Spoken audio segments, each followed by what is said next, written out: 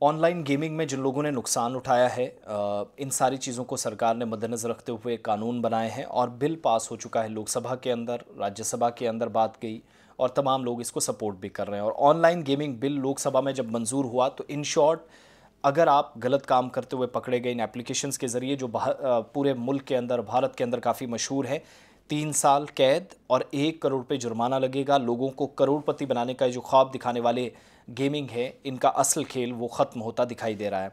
और टीवी देखने से लेकर सोशल मीडिया इस्तेमाल करने तक, इन दिनों आप ऑनलाइन गेमिंग ऐप्स के इश्तहारात देख रहे हैं, मोबाइल एप्लीकेशंस इस्तेमाल करते हैं, वहाँ पर भी आती हैं। लोगों को 2 घंटे में करोड़पति बनने का ख्वाब दिखाया जाता है और ये ख्वाब देखकर बहुत सारे लोग करोड़पति बनने के बाद बनने का ये जो सपना है संजोते हैं और पैसा खर्च करते हैं और मेहनत की कमाई से कई लोग हमने हाथ धोते हुए देखे भी हैं। इस मसले के पेश नज़र सरकार ने क्या किया, पार्लियामेंट में नया बिल लाया जो अब कानून की शक्ल ले चुका है और ऑनलाइन गेमिंग और इसके जो एडवर्टीजमेंट्स हैं, इश्तहारात हैं, इस पर पाबंदी आयद कर दी जाएगी ताकि लोग इस जाल में ना फंसें और अपनी मेहनत की कमाई चंद मिनटों के अंदर अमीर होने के चक्कर में या लालच में आकर इससे महरूम ना हो। ऑनलाइन गेमिंग बिल क्या है? सरकार की तरफ से जो इंट्रोड्यूस कराया गया बिल है, कानून का नाम promotion and regulation of online gaming bill 2025 है। Promotion and regulation of online, यानी बगैर किसी कंट्रोल के गेमिंग और एप्लीकेशंस चल रही थी तो एक सरकार ने वो वहाँ पर फैसला लिया है, कम से कम नज़र रखी जा सकेगी। बिल का मकसद पैसों के लेन देन और ऑनलाइन गेमिंग से मुतल्लिक इश्तहारात पर पाबंदी लगाना है। आसान अल्फाज में, अब आप ऑनलाइन गेमिंग में पैसा नहीं लगा सकेंगे। इस रिपोर्ट के मुताबिक, और ये बिल उन ऐप्स पर पाबंदी लगाएंगे जो लोगों को ऑनलाइन शर्त लगाने की तरगीब देते हैं और इसके अलावा वो ऑनलाइन गेम्स जिनमें लोग पैसा लगाते हैं, इन पर भी पाबंदी होगी। और बिल में ये साफ कर दिया गया है कि ऑनलाइन गेम्स जो सट्टेबाजी या जुए की तरह हैं, लोग इनमें पैसा लगाकर जीतने की कोशिश करते हैं, इन पर पाबंदी आयद कर दी जाएगी। इसी तरीके से गेम्स को चलाना, किसी भी तरह उनकी इश्तहारात करना, एडवर्टीज़मेंट्स करना या लेन देन करना गैर कानूनी तस्वुर किया जाएगा।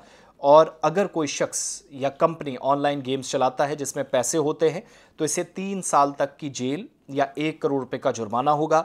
दोनों हो सकते हैं एक साथ, अगर जिस हिसाब का जुर्म होगा। यही नहीं, अगर कोई इस उसूल को बार बार तोड़ता है तो 5 साल की मुद्दत के लिए सज़ा होगी।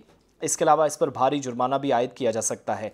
सज़ा की ये जो सेक्शन है, शिक है, उन लोगों पर लागू हो जाएगी जो इन गेम्स की तशहीर करते हैं, एडवर्टीज़ करते हैं या किसी भी तरीके से लेन देन में मुलव्वस होते हैं। अब सवाल पूछा जा रहा, क्या गेम्स खेलने वालों के लिए मुश्किल होगी? तो रिपोर्ट के मुताबिक, बिल के मुताबिक, जो लोग सिर्फ ऑनलाइन गेम्स खेल रहे हैं उन्हें मुजरिम नहीं समझा जाएगा। यहाँ तक कि अगर वो खेल में पैसा लगा रहे हैं, ऐसे लोगों को कानून के तहत मुजरिम नहीं समझा जाएगा, बल्कि जो मुतासरीन हैं, जो लोग पैसे देंगे और बाद में लूटे जाएंगे, उन्हें सज़ा नहीं दी जाएगी।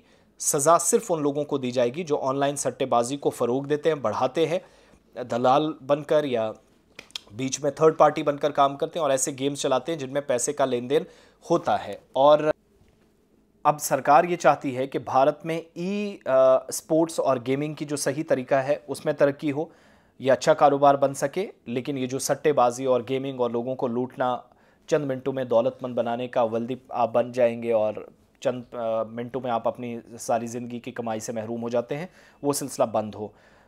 जब लोग इन गेम्स में पैसे खो देते हैं तो इनकी दिमागी सेहत भी बिगड़ जाती है। कुछ लोग पैसे खोने की वजह से डिप्रेशन में चले गए, बाज़ औक़ात ख़ुदकशी तक बात चली गई। और इसके अलावा ऑनलाइन जो मिनी गेम्स हैं, इनको भी मनी लॉन्ड्रिंग और गैर कानूनी सरगर्मियों के लिए इस्तेमाल किया जाता है। तो ये सारा सिलसिला बंद हो, अब सख्ती से के साथ पाबंदी होगी। जो इसको फ़रोग देंगे, काम करेंगे, खेलने वाला मुजरिम नहीं, लेकिन जो मुतासरीन हैं उनके ऊपर जिनका हाथ था, जिनने इसमें उनको इन्वॉल्व किया है, वो लोग बुरी तरीके से अब आपको फंसते हुए दिखाई देंगे।